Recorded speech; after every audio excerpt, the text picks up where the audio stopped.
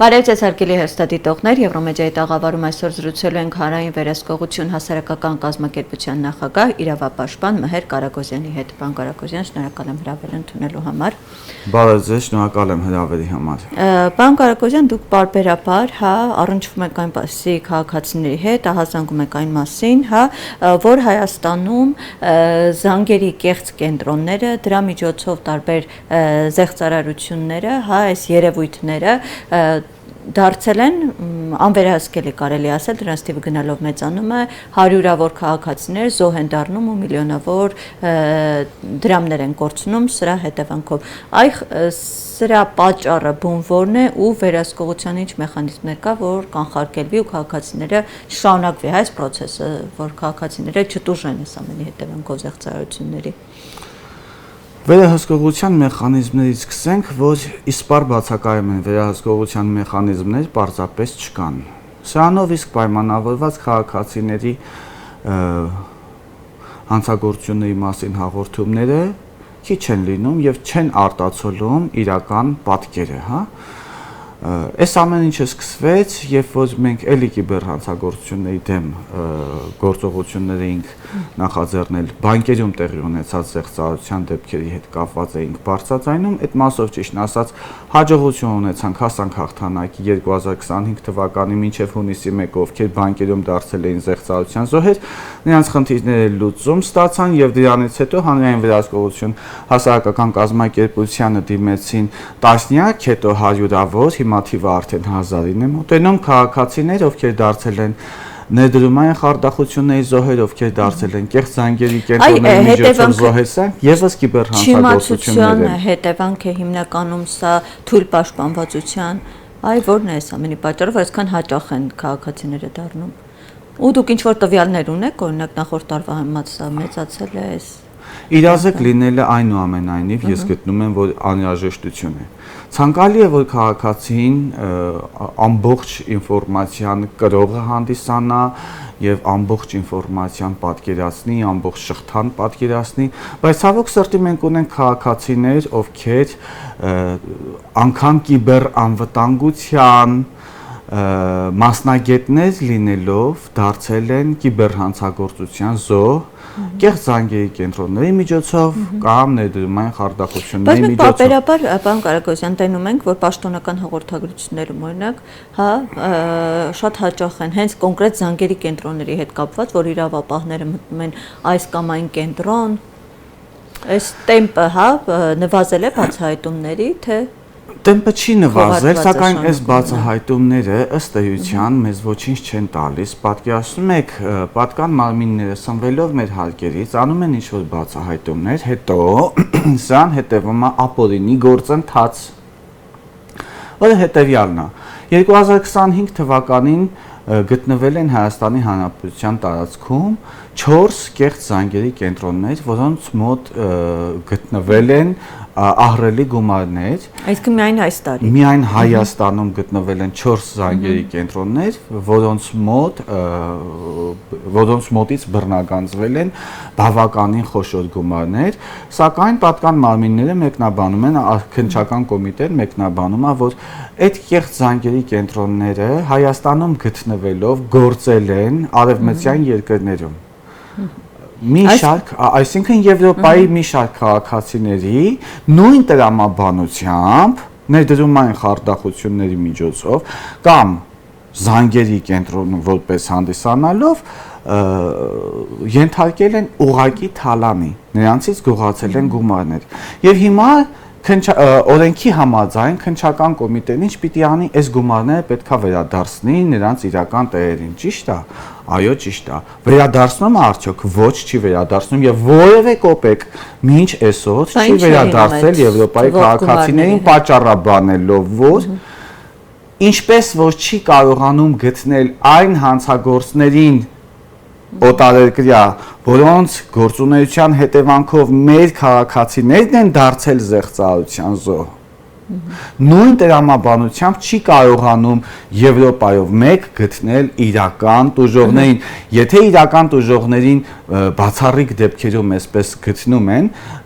ասենք Եվրոպայի այս կամ այն քաղաքացուն զանգահարելով ենթադրենք Գերմանիայի քաղաքացուն հիմա զանգել են Հայաստանի Հանրապետության քննչական կոմիտեի կիբեռանվտանգության վարչության, այսինչ քննիչը զանգել է այդ Եվրոպայի քաղաքացուն, ինչ է տեղի ունենում։ Եվրոպայի այդ քաղաքացին նախ եւ առաջ առաջի անգամ է լսում Հայաստանի Հանրապետության անունը ընդհանրապես, հետո ել քննչական կոմիտե, հետո ել քննիչ այսինչյան, հետո ել գտել են իր գումարները, որը կորցրել էր 2 տարի առաջ եւ որը արդեն փոխհատուցվել է ապահովագրական ընկերությունների կողմից եւ ինքը իր կյանքի ընթացքում զեղծարարության զոհ լինելով հաճախակի է լսել այսպիսի զանգեր, դրանով իսկ չի վստահում եւ այս զանգը ուղղակի անջատում է քննիչի ականջին։ Այնպես որ այդ գումարները չի գնում իրական տուժողներին եւ ապօրինաբար տրամադրվում է Հայաստանի Հանրապետության պետբյուջեին իբրև վնասի փոխհատուցում։ Սակայն մենք ունենք հետեւյալ իրավիճակը, որ պետությունը որևէ լումա չի վնասվել, որևէ վնասներ չի կրել, ինչ գումարների ինչ վնասի փոխհատուցման մասին է խոսքը եւ մենք մինչ այս պահը չունենք հստակ պատասխան, թե որքան է տուժել պետությունը։ Եթե պետությունը տուժել է ինչ-որ լիմիտ կա, չէ՞ ինչ-որ սահման կա, 1000 դրամ, $1000, $1 միլիոն, $1 միլիարդ, ինչքան է տուժել պետությունը, ինչ ես ուզում վնաս եի հստակեցնենք, այսինքն ստացվում է, որ այդ կենտրոնները, որոնք այստեղ գործում են, հա, Հայաստանում գործում են, իրականում ֆինանսավորվում, ղեկավարվում են այլ տեղերից, այլ երկրներից, այդպես է ստացվում։ Թե քննչական կոմիտեն այդպես ներկայացնում։ Քննչական կոմիտեն այդպես է ներկայացնում, մենք էլ հավատում ենք։ Այլ բանա իմ անձնական համոզմունքները, այլ բանա պաշտոնական աղբյուրներում իրենց պաշտոնական կայքերում տեղադրված ինֆորմացիաները տիրապետում եք մոտ քանի անձե զոհ դարձել է խարդախություններին, զեղծարարություններին, թվային ինչ-որ պատկեր կա։ Հանրային վերահսկողություն հասարակական կազմակերպություն այս պահին դիմել են արդեն իսկ 700 քաղաքացիներ, որոնք մինչ մեր նախաձեռնությունը չէին դիմել ընդհանրապես ոստիկանություն, չէին դիմել քննչական կոմիտե, չէին դիմել դատախազություն, ինչի որովհետև չեն վստահել նշածս մարմիններին, անվստահությունը այլ տիպի վտանգ է պետության համար, եթե քո քաղաքացիները չեն վստահում քո պետական մարմիններին, առավել եւս ուժային կառույցներին, սա վտանգ է, այն էլ ֆինանսական մեծ վնասներ կրած մարդիկ։ Մեր գործողություններից հետո սկսեցին մեզ դիմել 700 քաղաքացի, մոտ 700 պլյուս մինուսով այդպես քաղաքացիներ, մենք նրանց օժանդակում ենք, աջակցում ենք արդարությանը հասնելու համար հանցագործության հետաքրքիր ավելի հաճախ ինչ տիպի զեղծարություններում կողմից են այդ թիրախավորումները լինում, այսինքն այդ խնդիրները հաճախ զեղծարությունների բուն, այսպես ասած, էությունը որն է լինում, օրինակ բանկերի կողմից են այդ լինում Բանկերի կենտրոնների անձանց կողմից։ Տեսեք, մենք ապրում ենք մի այնպիսի ինֆորմացիոն ժամանակաշրջան, քաղաքացի, ինչ որ նոր կրիպտովալյուտաներ, նոր արժույթներ, նոր տեղեկատվություն, նորովի մոտեցումներ, տեխնոլոգիաներ, քաղաքացիներ կան, որ ամբողջ օրը մրոտված, քրտնաջան, ֆիզիկապես աշխատում են եւ այդպիսի հաջողություններ չեն հասնում, բայց մենք ունենք քաղաքացիներ, ինչ որ Facebook կասեն, Instagram կասեն, վալյուտա կասեն, կրիպտո, արժույթներ կասեն, մի քանի անգամ հեռախոսով կխոսեն, մեկ էլ տեսած քաղաքացին սկսում է ինչ որ հարստանալ եւ ես օրինակ էլ կարող եմ բերել տարիներ առաջ սովորական բիթքոինով ուղակի, չգիտեմ, պարզագույն, հա, վճարումներն էին անում, ասենք կոմունալ վճարումներն էին անում, հետո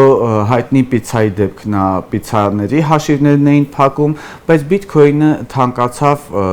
100,000 անգամ կարճ ժամանակահատվածում, հետո եւս 100 անգամ, հետո եւս 10 անգամ, հետո եւս 1000 անգամ, մի բիթքոինը արդեն 100,000-ավոր դոլարների հասավ, բիթքոինը կարած ու միանգամից մարդկանց հաջողությունների բերեց։ Հիմա տեսեք, Bitcoin-ի օրինակը մենք քննարկեցինք, որ ինչ որ կրիպտովալյուտա է, չէ։ Հիմա շատ տարածված է Hello-Bit ասածը։ Hello-Bit-ը ներդրումային հարթակ է, որ քաղաքացին ասենք գալիս է ներկայացնում, ինձ ասում է, եթե Bitcoin-ը կրիպտովալյուտա է եւ կար ժամանակամիջոցում որևէ մեկն էլ չէր լսել, չգիտեինք էլ ինչա, կար ժամանակամիջոցում կարար մարդկանց օրինակ հարստացներ կամ առնվազն նեղությունից հաներ կամ ճգնաժամային վիճակից հաներ։ Այդ ինչի Hello-Bit-ը չէր կարող որ Hello-Bit-ն էլ էլի ներդրումային հարթակ էր, որտեղ ինքը տեսել է, որ իր հայրը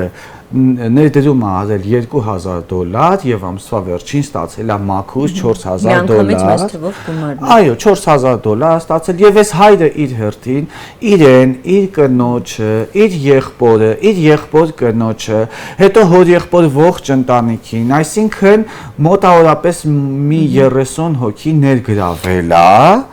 այս Hello-Bit հարթակի մեջ։ Ստացվում է, որ հանցավորները հորը տվել էին ընդամենը $2000 ավել, հա, բայց կարողացան ամբողջ տոհմից գողանալ 30,000 եւ ավելի $։ Պարոն Կարագոզյան, բայց մենք տեսնում ենք, որ այսպես ասած ոչ ավանդական է ձեր նշած մեթոդները, հա, ոչ այդքան վստահ լինեն, այսինքն ժամանակը փոխվում է ու տարբեր փուլերում դրանց արժեքները կտրուկ նվազում են, այսինքն կարող է նաև հակառակը լինել ու տանել ընդհանուր միջև սնանկացման։ Այդ դեպքերն էլ եւ կարող են եւ եթե արժույթ ըստ էության, եթե որպես այդպեսին արժույթը fake չի, կեղծ չի, քաղաքացին չի կարող տարբերել արդյոք այդպիսի արժույթ գոյություն ունի, թե այդպիսի արժույթ գոյություն չունի, որովհետեւ տարբեր վալյուտաների միլիոն տեսակներ կա եւ քաղաքացին չի կարող տարբերել այս վալյուտան տակը ինչ որ բան կա, նա իրենից արժույթ ներկայացնում է, թե չէ։ Եվ այդ արժույթը ընդհանրապես, եթե օբյեկտիվ արդար արժույթների մասին խոսենք, կարող են թանկանալ միանգամից 1000 անգամ եւ կարող են էժանանալ 1000 անգամ եւ ընդհանրապես իր արժեքը կորցնել։ Սա նորմալ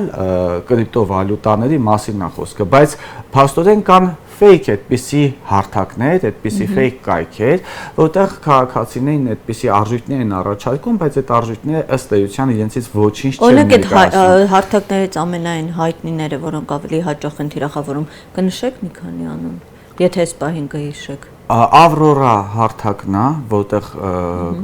քաղաքացիների կորուստները չափազանց մեծ են։ Hello-Bit հարթակն է, որտեղ չափազանց շատ քաղաքացիներ են կորցրել գումարներ, էլի կան 16 կեղծ հարթակ ենք մեր մոտ նշել, ուղղակի այս ֆիրմա անունները ճիշտն ասած իմ մոտ այդքան էլ տպավորիչ չեն, բայց մոտավոր 16 այդպիսի կեղծ հարթակներ Հայաստանում աշխատել են եւ պետական